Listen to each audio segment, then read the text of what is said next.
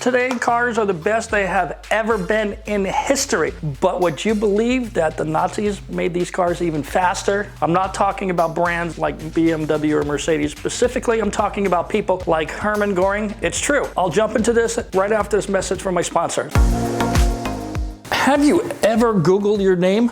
If you have, you were probably shocked to see some of your personal information floating around for the whole world to see. Every once in a while, I Google myself just for fun. I'm always surprised what kind of things are floating around the internet. It's just creepy that these companies have this information on me. So this is what they do. These data brokers are making money hand over fist by selling your info to robocallers, spammers, and in some cases, much worse. This is why I'm talking about today's sponsor, Aura.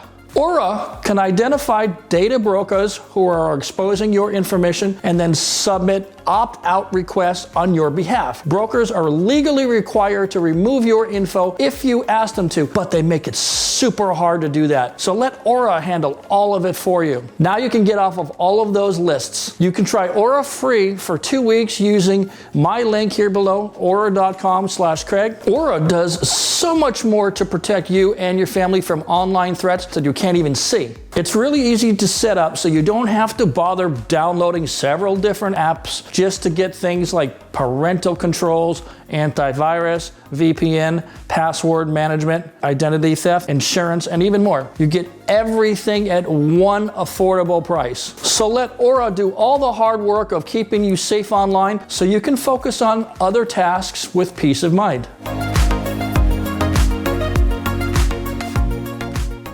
The year was 1943. World War II was in its 4th year in Europe. Just 20 years earlier, we had World War I. That war was dubbed the war that would end all wars.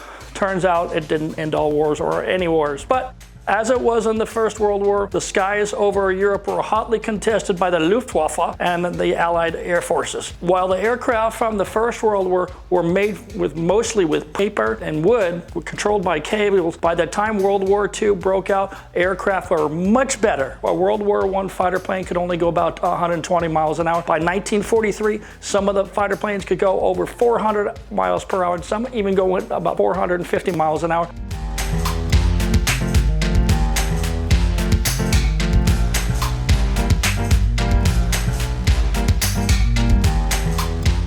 These fighter planes were used to protect the bombers. They needed to be fast and be able to fight at altitudes over 30,000 feet. Today, airliners fire even higher, but they have jets, right? So how do I know all this? Among my many hobbies, I am also a World War II historian. My father was born on Pearl Harbor Day, and when I learned about that event, it struck something in me, and I was about 8 years old. So I went to the library and started studying. I'd studied everything about World War II. The battles, the dates, the geography, the weapons, the heroes, the ships, the aircraft, anything. By 1943, both the Germans and the Allied forces were fighting ferociously in the skies above Europe. The Germans were trying to keep the Allied forces from invading France, which was captured by the Germans in the summer of 1940. So there were no Allied troops in Europe. In order to prosecute the war, the Americans and the British used the only weapon that they could strike at the heart of Germany, their bomber force, which consisted of British Lancasters, American B-17s, B-24s, and B-25. All these bomber forces hit Germany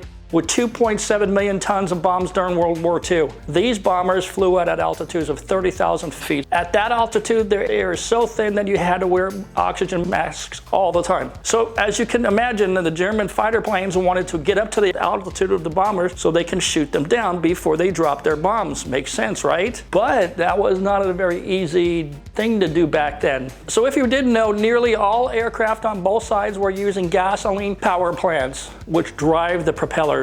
But the lack of oxygen is also a problem for those engines too. Back then, both bombers and fighters were using piston-driven engines, the same engines that we use in our cars today. But The lack of oxygen is a problem for the engines. We know that. If you go up in the mountains with a car that has no turbo or supercharger, it gets kind of laggy because it doesn't have enough oxygen. And so the lack of oxygen is a problem for the engines, for both the bombers and the fighters. So they had to fix it. How could they do it? And just like today, these engines need oxygen and gasoline, and they were plagued with the same weaknesses. They also tend to get hot when they're pushed, just like cars. It's the same thing. We're talking about pretty much the same thing, okay? And the Germans knew this early on. So the Germans had been experimenting with ways to cool the engine and look for a way to get more air and oxygen into the engine. They first experimented by injecting liquid oxygen. A little bit too much, but it destroyed many engines.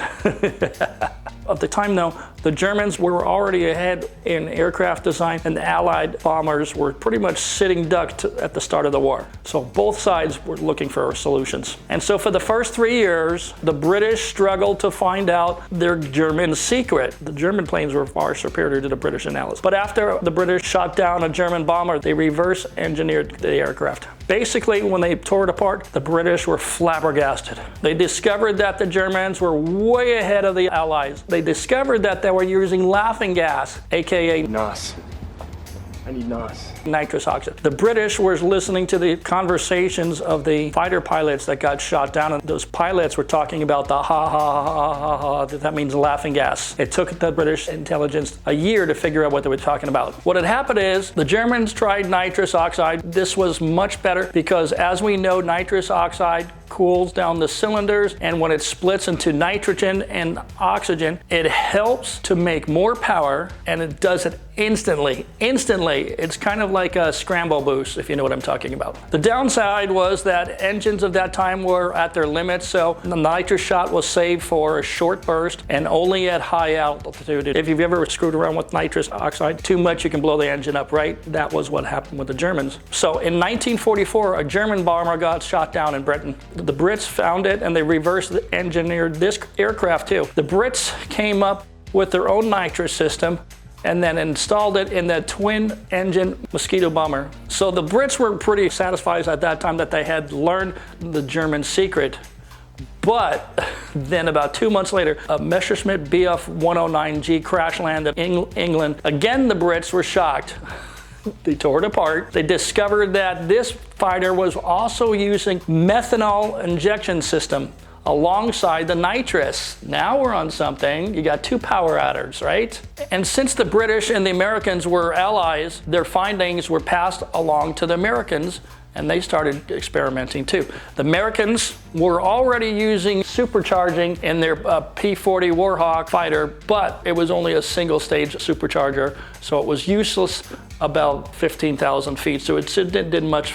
You got to remember, but this aircraft was designed before the war. However, the USA was already turning out new designs, including fighter aircraft, airplanes like the F-4F Wildcat, followed by the F-6F Hellcat, which were Navy planes. And of course, the P-51 Mustang, the P-38 Lightning was also supercharged. And of course, the P-50D, which used the British Merlin engine, which was coupled to a two-speed, two-stage supercharged. So that thing was a cooker, man. Everybody should know that plane. If you've never heard of the P-51 Mustang, you were asleep during world history. And so they tried methanol injection and water injection, and helping a little bit. The German fighter had these things as well. And that's why the B-17s were being shot down. And of course, the B-17 bomber needed superchargers to operate over 20,000 feet. The B-17F model used turbo superchargers. That's not a mistake. It was called a turbo supercharger because it's both. How did it work? Air was compressed twice. The turbocharger is powered by the exhaust, which makes sense, which spins the supercharger up to about 21,000 RPMs and powers a supercharger for the whole flight.